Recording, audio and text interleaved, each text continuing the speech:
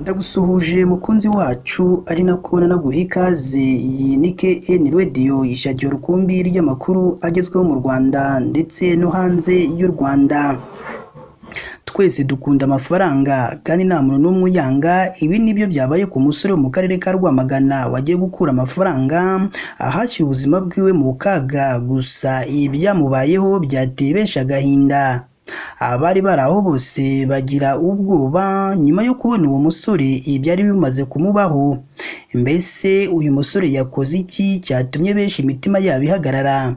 Mbese nyuma yo kubona ibyo byose byari bimaze kuba kuri uyu musore, abaturage, inzego z'ubuyobozi ndetse n'inzego z'umutekano zaba zatangaje iki? Ibi ndetse n'ibindi bigiye bitandukanye nibyo bikubiye mu makuru yacu uyu munsi.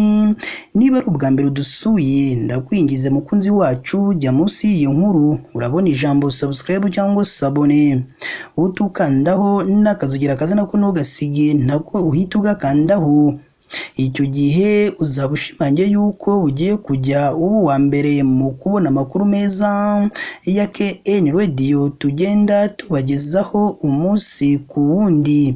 Reka twitse gatoya ubundi tuze tubabwira byinshi kuri iyo nkuru yahahamuye abaturage batuye mu karere ka Rwamagana ndetse n'abanyarwanda bose muri rusange.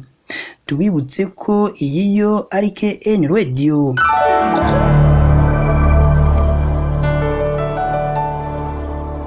Reka nongere mbaye ikaze bakunzi ba KN Radio, aho tubagezaho amakuru aba arimo aragenda avugirwa mu gihugu cy'u Rwanda ndetse no hanze y'u Rwanda.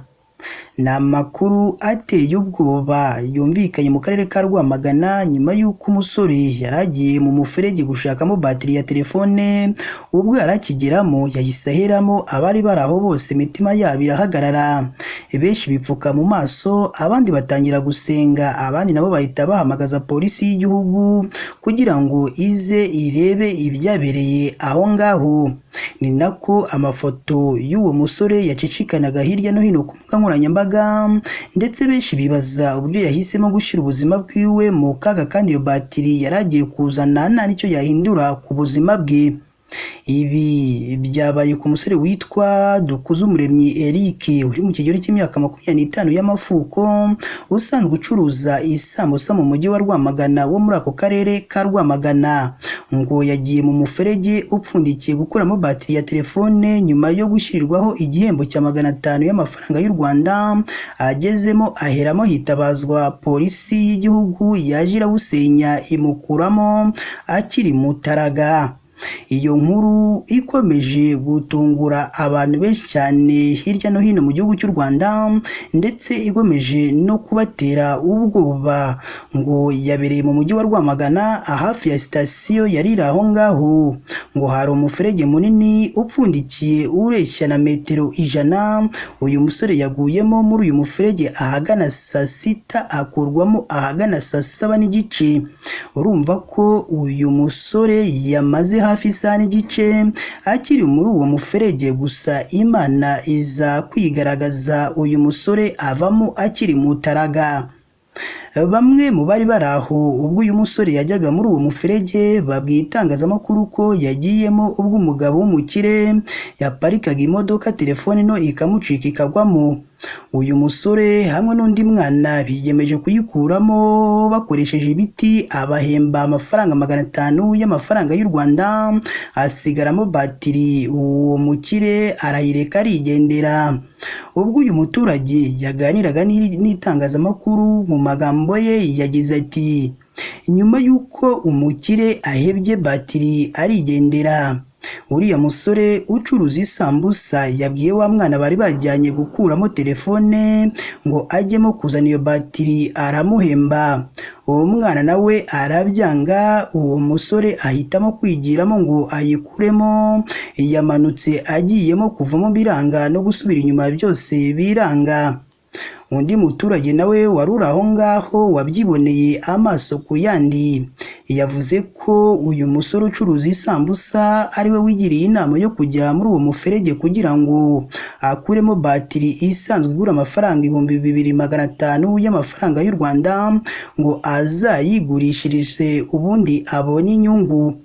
Uyu mugabo nawe ubwo yari arimo araganira n'itangazamakuru nawe mu magambo ye yagize ati yagiyemo turindira ko avamo biranga niko guheramo kuriya.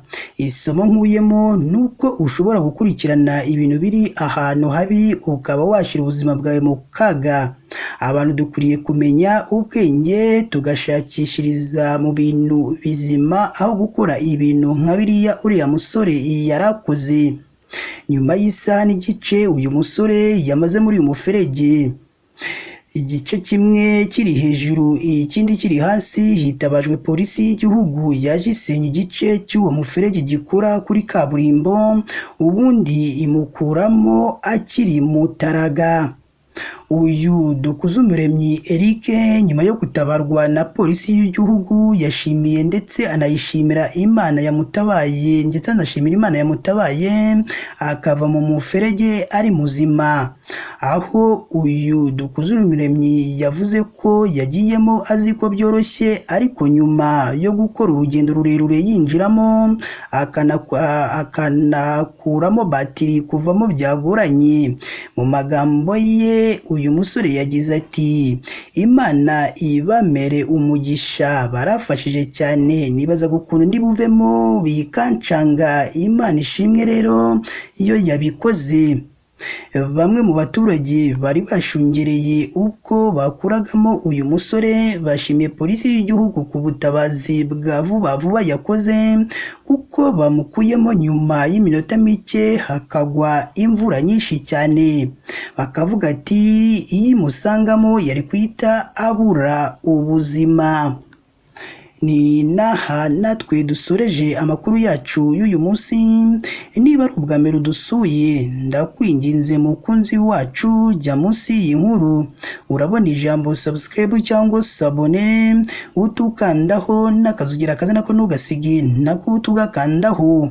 Icyo gihe uzaba ushimangiye yuko ugiye kujya uba uwa mbere mu kubona amakuru meza ya KN Radio tugenda tubagezaho umunsi ku wundi. Si ibyo gusa kandi ugomba no kujya ahatangirwa ibitekerezo ukaduha igitekerezo cyawe, haba ari igishima ibyo dukora ndetse n'ikitugira inama y'ibyo twazahinduramo mu makuru yacu y'ubutaha kugira ngo tujye tubagezaho amakuru meza kandi yizewe hano kuri KN Radio. Si ibyo gusa ugomba no gufata iyi nkuru ukayisangiza abandi kugira ngo bamenye aho ibyiza biri ko ari n'ahandi ari hano kuri KN Radio.